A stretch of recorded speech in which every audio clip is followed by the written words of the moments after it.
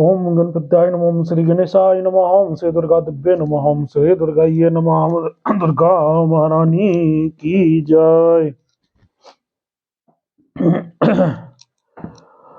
ओम श्रीमद्देवी भागवत महापुराण परम्बः तुमे माता च पिता तुमेव तुमे बंधुश्च सखा तुमेव तुमे विद्याधनं तुमेव तुमेव सर्वं देव देव। ओम नमः चंडिकाय नमः। ओम श्री दुर्गा दिव्ये नमः। ओम श्री दुर्गाये नमः।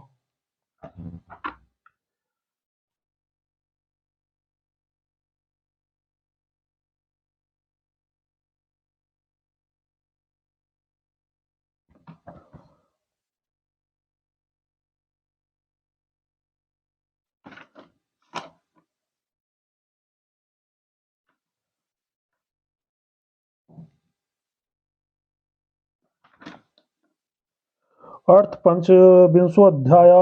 संपर्क से रोहित की मृत्यु। रानी का कल्प विलाप। पहरेदार द्वारा रानी को राक्षसी समझकर चंडालों को सौंपना और चंडाल का हरिश्चंद्र को उनके वध की आज्ञा देना। सूत जी बोले, हे सोनक, एक समय की बात है, वो रोहित नाम के राजकुमार लड़कों के साथ बाहर खेलने के लिए वाराणसी के समीप चला गया।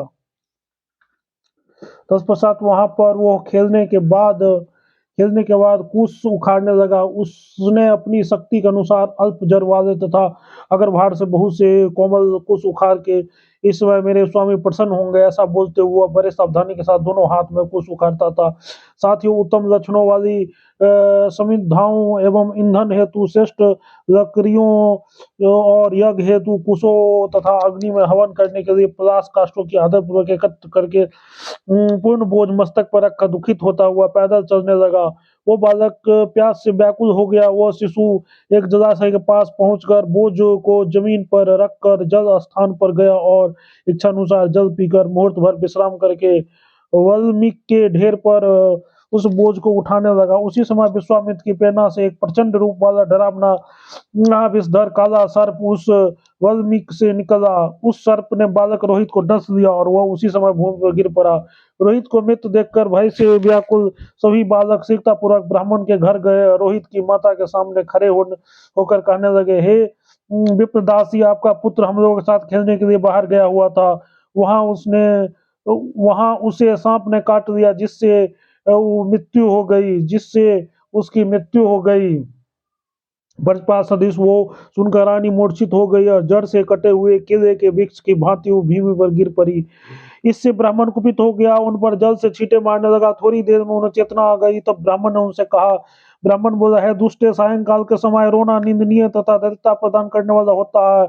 ऐसा जानती हुई भी तुम इस समय रो रही हो, क्या तुम्हारे हृदय में लज्जा नहीं है?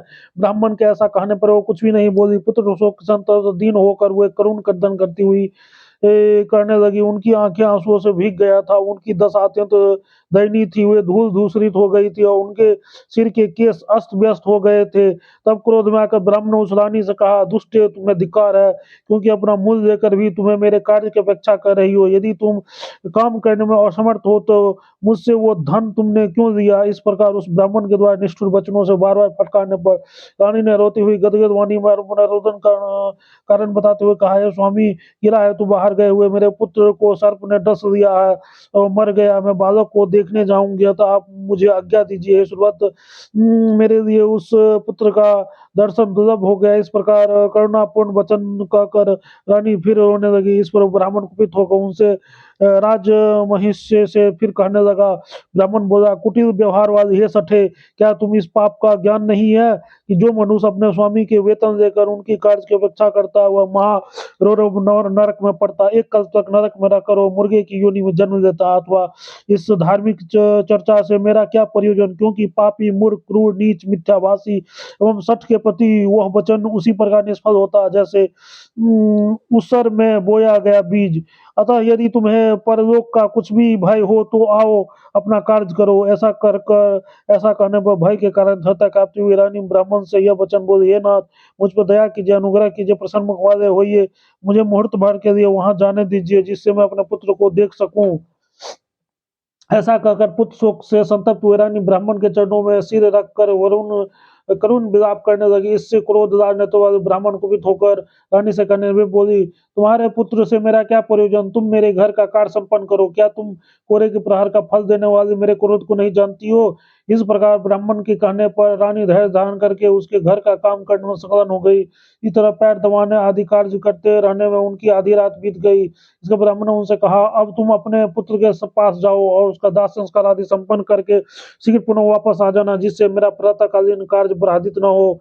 तब रानी अकेले ही रात में विलाप करती हुई गई और अपने पुत्र को मृत देखकर अत्यंत शोकाकुल हो उठी। उस समय वह झुंड से बिछड़ी हुई हिरनी अथवा बिना बछड़े की गाय की भांति प्रतीत हो रही थी। थोड़ी देर में वाराणसी से बाहर निकलने पर काष्ठकूश आदित्य के ऊपर अपने पुत्र को रंक की भांति भूमि पर सोया हुआ देखकर वह दुख से अत्यंत अधीर हो गई और अत्यंत निष्ठुर शब्द में करके विलाप करने लगी। मेरे सामने आओ और बताओ कि तुम इस समय मुझसे क्यों रूठ गए हो? पहले तुम बार बार अम्बा ऐसा कहकर मेरे सामने नित आया करते थे। इसके बाद लड़खड़ाते हुए पैरों से कुछ दूर जाकर वह मूर्छित होकर उसके ऊपर गिर पड़ी। तत्पर सचेत होने पर बालकों को दोनों हाथ में भरकर उसे मुख से अपना मुख लगाकर वे करुण स्वर में रुदन करने लगी और दोनों हाथ से अपना सिर तथा वक्षस्थल में पीटने लगी। ऐसा कहकर रो रही थी, हा पुत्र, हा शिशु, हा वत्स, हा सुंदर कुमार, हा राजन, आप कहाँ चले गए? मृत्यु होकर भूमि में पड़े हुए अपने प्राणों से भी बढ़कर प्रिय पुत्र को तो देख लीजिए, तदवा तो कहीं बालक जीवित तो नहीं है। इस शंका में वह मुख बार बार निखारने लगे, किंतु मुख की चेष्टा उसे निष्प्राण जानकर पुनः मूर्छित होकर वह गिर पड़ी। इसके बाद हाथ में बालक का मुख लेकर उन्होंने इस प्रकार कहा, पुत्र, तुम इस भयंकर निंदा का त्याग करो और शीघ्र जागो, आधी रात से भी अधिक समय हो रहा है। सैकड़ों होशियारियां बोल रही है, भूत प्रेत पिचास डाकनी आदि के समूह ध्वनि कर रहे हैं। सूर्यास्त होते ही तुम्हारे सभी मित्र चले गए, केवल तुम ही यहाँ रह गए हो। सूर्य बोले, ऐसा कहकर दुर्बल शरीर वाली रानी पुनः इस प्रकार करुण कंदन लगे, हा शिशु, हा बालक, हा वत्स, हा रोहित नाम कुमार, हे पुत्र, तुम मेरी बात का उत्तर क्यों नहीं दे रहे हो? हे वत्स, क्या तुम यह नहीं जानते हो कि मैं तुम्हारा माता हूँ? मेरी ओर देखो। हे पुत्र, मुझे अपना देश छोड़ना पड़ा, राजविहीन होना पड़ा, पति के द्वारा बेच दिए जाने पर दासी बनना पड़ा, फिर भी हे पुत्र, केवल तुम्हें देखकर जी रही हूँ। तुम्हारे जन्म के समय ब्राह्मणों ने भविष्य के संबंध में बताया था कि यह बालक दीर्घायु वाला, पृथ्वी का शासक, पुत्र पुत्र के संपन्न पराक्रम तथा दान के प्रति अनुराग रखने वाला बलवान ब्राह्मण, गुरु देवता का उपासक, माता पिता को प्रसन्न रखने वाला सत्वादी और जितेंद्रिय होगा। किंतु हे पुत्र, यह सब समय असत्य सिद्ध हो गया है। निप, तुम्हारी हथेली की चक्र, मत्स्य, छत्र, श्रीवत्स, स्वस्तिक, ध्वजा, कलश तथा चामर आदि के चिन्ह और हे सेतु अन्य जो भी शुभ लक्षण से तुम्हारे हाथ में विद्वान हुए, सब इस समय निष्फल हो गए। हा राजन, हा पृथ्वीनाथ, आपका राजा, आपके मंत्री, आपका सिंहासन, आपका छत्र, आपका खड़ग, आपका वो धन वैभव, वो अयोध्या राजमहल, हाथी घोड़े रथ और प्रजा, ये सब कहाँ चले गए? हे पुत्र, इन सब के साथ ही तुम भी मुझे छोड़कर कहाँ चले गए? हाँ कांत, हाँ राजन, आइए अपने इस प्रिय पुत्र को देख लीजिए, जो खेलते खेलते आपके वक्ष पर चढ़कर कुमकुम के से लिप्त एक विशाल वक्ष को अपने शरीर में लगे धूल और कीचड़ से मलिन कर देता था। आपकी गोद में बैठकर जो बालक सुलभ स्वभाव के कारण अपने ललाट पर लगे हुए कस्तूरी मिश्रित चंदन के तिलक को मिटा देता था, है भूपते, जिसके मिट्टी लगे मुख को मैं स्नेह पूर्वक चूम लेती थी, उसे मुख को आज मैं देख रही हूँ कि कीड़ों ने उसे विकृत कर दिया और उस पर मक्खियां बैठ रही है। हे राजन, अंकिंचन की भांति पृथ्वी पर पड़े हुए इस मृत पुत्र को देख लीजिए। हा देव, मैंने पूर्व जन्म में कौन सा कार्य कर दिया था कि इस कर्म का फल अंत में देख नहीं पा रही हूँ। हा पुत्र, हा शिशे, हा वत्स, हा सुंदर कुमार। उस रानी के ऐसा विलाप सुनकर नगर पालक जाग गए और वह अत्यंत आश्चर्यचकित होकर शीघ्र ही उनके पास पहुंच गए। जनों ने कहा, तुम कौन हो? ये बालक किसका है? तुम्हारे पति कहाँ है? रात में निर्भय होकर तुम अकेली यहाँ किस कारण से रो रही हो? उनके ऐसा कहने पर कृष्णा रानी ने कुछ भी बात नहीं कही। उसने उन उनके पुनः पूछने पर भी वो चुप रही और स्तब्ध हो गई। वह अत्यंत दुखित होकर विलाप करने लगी और उनकी आंखों से शोक के आंसू निरंतर निकलते रहे। तब उनकी मन में रानी के प्रति संदेह उत्पन्न हो गया। उसने शरीर के रोंगटे खड़े हो गए और भीत हो उठे, हाथ में आयुध लिए हुए परस्पर कहने लगे, निश्चय ये स्त्री नहीं है, क्योंकि ये कुछ भी बोल नहीं रही है। बालकों को मार डालने वाली कोई राक्षसी है, तो यत्नपूर्वक इसका वध कर देना चाहिए। यदि यह कोई उत्तम स्त्री होती तो इस अर्धरात्रि में घर से बाहर क्यों रहती? यह निश्चित रूप से किसी शिशु को खाने के लिए यहाँ ले आई है। ऐसा कहकर उसने कुछ ने शीघ्र ही गिरजापुर रानी के केस पकड़ लिए, कुछ व्यक्तियों ने उनकी दोनों भुजाएं पकड़ ली और कुछ ने गर्दन पकड़ ली, खिचड़ी कहीं भाग जाएगी ऐसा कहकर हाथ में शस्त्र धारण किए हुए बहुत से पहरेदार रानी को घसीटते हुए चंडाल के घर ले गया। उसने चंडाल को सौंप दिया और कहा, हे चंडाल, इस बाल घातनी को हम लोगों ने बाहर देखा, तुम किसी स्थान पर शीघ्र ही ले जाकर इसे मार डालो, मार डालो। रानी को देखकर चंडाल ने कहा, मैं तो जानता हूँ यह लोक में प्रसिद्ध है, इससे पहले किसी ने भी इसे नहीं देखा था। इसने अनेक बार लोगों के बच्चों को भक्षण कर दिया, आप लोग इसे पकड़कर महान पुण्य अर्जित किया, इससे आप लोगों को यश जगत में सर्वदा बना रहेगा। अब आप लोग यहाँ से सुखपूर्वक चले जाइए।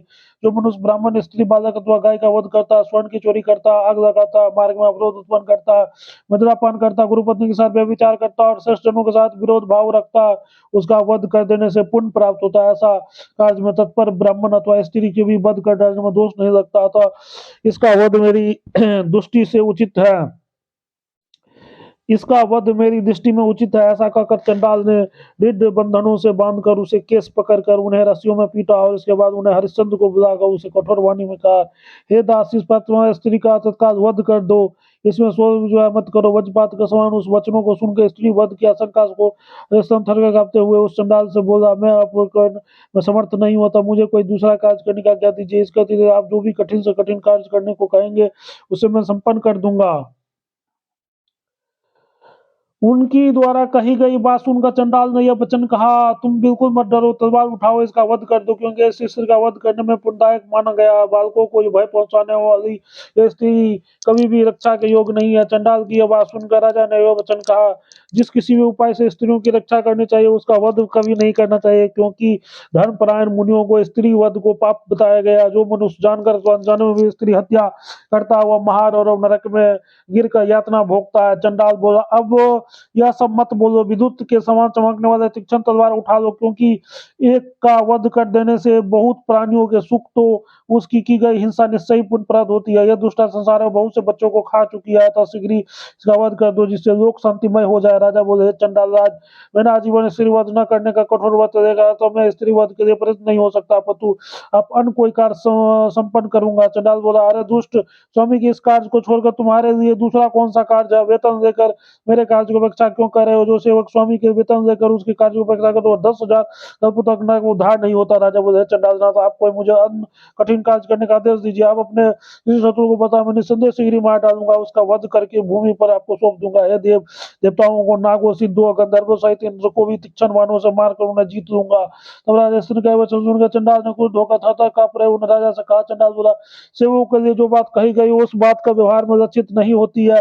चंडाल की दास्ता करके तुम देवताओं जैसी बात करते हो। अरे दास, अधिक कहने से क्या प्रयोजन? अब तुम मेरी ध्यान से सुनो नीरज, यदि तुम्हारे हृदय में थोड़ा सा भी पाप का भय था तो चंडाल के घर में दास्ता करना तो स्वीकार ही क्यों किया? अतः इस तलवार को उठाओ और इसे कमलोक्त सिर को काट दो। ऐसा कहकर चंडाल को राजा तलवार पकड़ा दी। इति से भागवत महापुराण संहिता चंडाल आज्ञा हरिश्चंद्र खटक ग्रहण वर्णन नाम पंच विश्वोध्याय तत्सत। प्रेम से बोलो जगत जननी जगदम्बा माता की जय, बोलो दुर्गा महारानी की जय। जय दुर्गा महारानी, जय माता दी। प्रेम से बोलो जय माता दी। तारे बोलो जय माता दी, मिलके बोलो जय माता दी, बड़े भी बोलो जय माता दी, छोटे भी बोलो जय माता दी। हर हर महादेव।